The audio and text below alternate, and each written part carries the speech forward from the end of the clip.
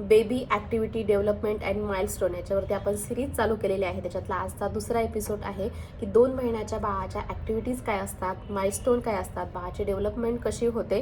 तर मग आपल्या व्हिडिओला सुरुवात करूया. पण व्हिडिओ सुरू करण्याच्या आधी एक गोष्ट मी क्लिअर करते. प्रत्येक बाळाच्या ॲक्टिव्हिटी ह्या वेगळ्या असू शकतात. ज्या मी पुढे ॲक्टिव्हिटीज सांगणार आहे, जर तुमच्या बाळाच्या त्या सेम असतील तर ठीक आहे, पण सेम नसेल तर नंतर त्या डेव्हलप होत असतात. त्याच्यामुळे टेन्शन घ्यायचं नाही. तुला सुरुवात करूया. आत्ता बाळ हे 2 महिन्याचं झालेलं आहे. आत्ता बाळ थोडंसं सेटल झालेलं आहे. म्हणजे बाळापेक्षा तर तुम्ही सेटल झालेला आहात. कारण की पहिल्या महिन्यामध्ये खूप गोष्टी समजत नाही, परंतु आता दुसरा महिना चालू झाल्यानंतर आपल्याला बाळाच्या प्रत्येक गोष्टी थोड्या गोष्टी समजायला लागलेल्या आहेत. म्हणजे बाळाचं स्लीप पॅटर्न, बाळ किती वेळ झोपतं, बाळ किती वेळ, बाळाला ब्रेस्ट फिडिंगला किती वेळ लागतं, बाळ किती रडतं, बाळ किती ॲक्टिव्हिटी करतं, ह्या सगळ्या गोष्टी आता थोड्याशा सेट व्हायला लागलेल्या आहेत आणि त्या तुम्हाला पण समजायला लागलेल्या आहेत. पहिला पॉईंट आपण बघूया की बाळाचं वेट किती असतं. आता बाळाचं वेट ह्या महिन्यामध्ये काही बाळांचं वेट हे कमी होतं किंवा काही बाळांचं वेट हे जास्त वाटतं.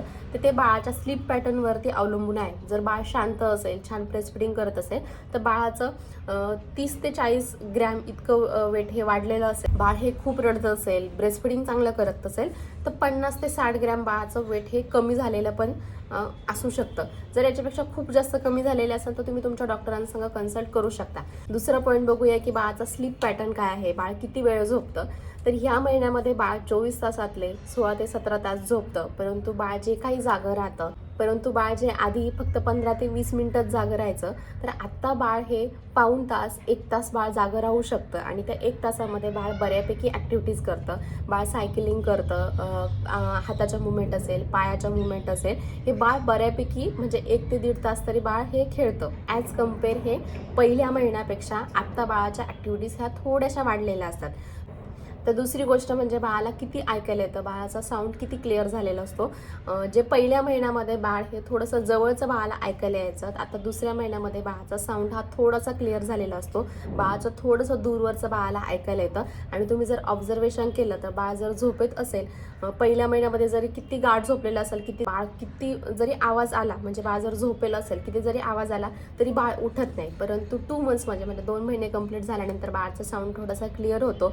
बाळ जर झोपलं असेल आणि बाहेर खूप आवाज चालू असेल किंवा जास्त बडबड करत असाल किंवा DJ चालू असेल, गाणं चालू असेल तर बाळ हे थोडंसं डचकून हे उठू शकतं. बाळाची झोप हे मोड होऊ शकते. तिसरी गोष्ट म्हणजे मेन, बाळ ह्या महिन्यामध्ये छानपैकी स्माईल करायला लागतं. जर तुम्ही छान गाणं म्हटलं, काही आवाज आला, बाळाने छानसं असं ऑब्झर्वेशन केलं तर बाळ छानपैकी स्माईल करतं. चौथी गोष्ट म्हणजे पॉईंट म्हणजे बाळ हे ह्या महिन्यामध्ये छानपैकी आईज कॉन्टॅक्ट करतं. तुम्ही जर छान बाळासंग बोलत असाल, आई, बाबा हे शब्द जर बोलत असाल, तर मी माझ्या मुलीबरोबर सांगते, मी माझ्या मुलीबरोबर आई हा शब्द बोलायचे तर ती माझ्या आईज कॉन्टॅक्ट बऱ्यापैकी करायची. जर मी थोडीशी स्माईल केलं, काही गाणं म्हटलं तर ती गाणं म्हणायची. त्याच्यामुळं ह्या महिन्यामध्ये बाळा थोडंसं आईज कॉन्टॅक्ट करतं.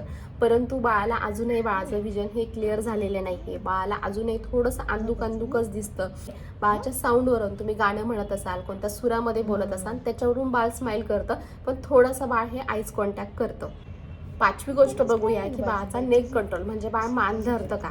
ह्या महिन्यामध्ये शक्यतो बाळ मान धरत नाही, पण थोडासा बाळ मान धरण्याचा प्रयत्न करतं.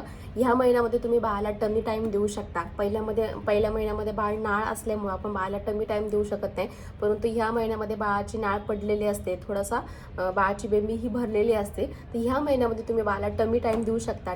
टमी टाईम दिल्यानंतर बाळ थोडंसं घाबरतं, थोडंसं रडतं, मान धरण्याचा प्रयत्न करतं, परंतु तरी पण तुम्ही 5 ते 10 मिनिटं बाळाला ह्या महिन्यामध्ये टमी टाईम हा देऊ शकता. आपण बघूया की बाळ ब्रेस्ट फिडिंग हे कसं करतं. पहिल्या महिन्यामध्ये बाळाला ब्रेस्ट फिडिंग करायला हा 1 तास लागायचा, परंतु ह्या महिन्यामध्ये बाळ ज्यावेळेस 2 मंथचं होतं त्या महिन्यामध्ये बाळाचं ब्रेस्ट फिडिंग हे अर्ध्या तासात होऊन जातं. म्हणजे बाळ हे अर्ध्या तासात बाळाचं पोट हे भरतं. याचं कारण असं पहिल्या महिन्यामध्ये बाळाला पटापट मिल्क सिप करता येत नाही, म्हणजे पटापट ओढता येत नाही.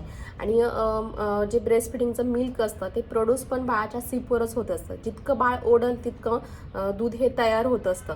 ह्या महिन्यामध्ये बाळ पटापट सिप करतं. सिप केल्यामुळे दुधाची सिप केल्यामुळं दूधही वाढतं जातं, त्याच्यामुळे पटकन बाळाचं पोट भरतं. जे पहिल्या महिन्यामध्ये तुम्हाला 1 तास लागायचं ब्रेस्ट फिडिंगला, आता बाळ हे पाऊण तासात किंवा अर्ध्या तासात बाळाचं ब्रेस्ट फिडिंग हे कंप्लीट होतं. परंतु बाळाला अजूनही 2 तासाला 3 तासाला तरी ब्रेस्ट फिडिंग हे करायचं आहे. बघूया की ह्या महिन्यामध्ये बाळ शी सू किती प्रमाणात करतं. तर पहिली गोष्ट मी एक सांगते, प्रत्येक बाळाचा शी सूचा पॅटर्न हा वेगळा आहे. काही बाळं ही दिवसाला 4 ते 5 वेळेस शी करतात किंवा काही बाळ ही 7 दिवसातून किंवा 5 दिवसातून एकदा शी करतात. आता मी माझ्या बाळाचं सांगेल, तर ह्या महिन्यामध्ये माझ्या बाळाचा 2 ते 3 टायमिंगला, मी माझ्या बाळाचं तुम्हाला सांगेल 2 ते 3 टायमिंगला ती शी करायची. ज्यावेळेस ती 3 महिन्याची झाली तर ती दिवसातून एकदा शी करायचा. शीचा पॅटर्न सुद्धा दर महिन्याला हा चेंज होत असतो. आता सूचा पॅटर्न आपण बघूया. बाळ हे दिवसातलं 7 ते 8 वेळेस सू करू शकतं, पण ते वातावरणावरती डिपेंड असतो. हा माझा अनुभव आहे. जर वातावरणामध्ये गारवा असेल, म्हणजे जर थंडी असेल किंवा मग पावसाळा असेल, तर बाळ हे 8 ते 9 वेळेस पण सू करतं, कधी 10 ते 15 वेळेस पण सू करतं. पण जर उन्हाळा असेल तर 3 ते 4 वेळेस सू करतं. परंतु बाळाने जर दिवसातून एकदा पण सू केली नाही किंवा 2 दिवसातून एकदा पण सू केली नाही, तर तुम्हाला लगेच डॉक्टरांना इन्फॉर्म करायचं आहे. बाळाची तब्येत ही पूर्णपणे डिपेंड त्याच्या सूवर असते. बाळ हे दिवसातून 4 ते 5 वेळेस सू करत असेल तर अगदी नॉर्मल आहे. तर ह्या महिन्यामध्ये बाळाला व्हॅक्सिनेशन असतं, DTaP असतं, हायपेटिक्स B आणि पोलिओचं. अजून पण काय व्हॅक्सिनेशन असतात ते तुमच्या डॉक्टरांच्या इन्फॉर्मेशननुसार तुम्ही बाळाला ते व्हॅक्सिनेशन देऊ शकता. 12 महिन्यापर्यंत प्रत्येक महिन्याला बाळाचे माइलस्टोन ॲक्टिव्हिटी ह्या चेंज होत असतात. 12 महिन्यापर्यंतच नाही तर 2 ते 3 वर्षापर्यंतच्या बाळाच्या ॲक्टिव्हिटी डेव्हलपमेंट ह्या प्रत्येक महिन्याला चेंज होत असतात. परंतु जास्त जो चेंज होतो, जास्त ट्रान्झिशन पिरियड असतो तो 3 महिन्यापर्यंत असतो आणि त्याच्यानंतरचा 12 महिन्यापर्यंत. म्हणजे 12 महिन्यापर्यंत बाळाच्या डेव्हलपमेंट ह्या सगळ्या चेंज होत असतात. बाळाच्या डेव्हलपमेंट काय चेंज होतात, बाळाचे माइलस्टोन काय असतात, आपण कोणत्या ॲक्टिव्हिटीज बाळाबरोबर केल्या पाहिजे, आपल्याला कोणत्या गोष्टी माहिती हव्या, ही सगळी इन्फॉर्मेशन जर तुम्ही नवीन आई झालेली असाल तर तुम्हाला माहिती असायला हवी. हा व्हिडिओ घेऊन आलेली आहे. माझी आता 3 वर्षाची मुलगी आहे. तिच्या वेळेस ह्या गोष्टी मी भरपूर रिसर्च केलेला, भरपूर इन्फॉर्मेशन माझ्याकडे आहे. हीच इन्फॉर्मेशन कुणी नवीन आई बाबा झालेले असाल तर त्यांना हा व्हिडिओ नक्की शेअर करा आणि जर आपल्या चॅनलवरती नवीन असाल तर प्लीज सबस्क्राईब करा.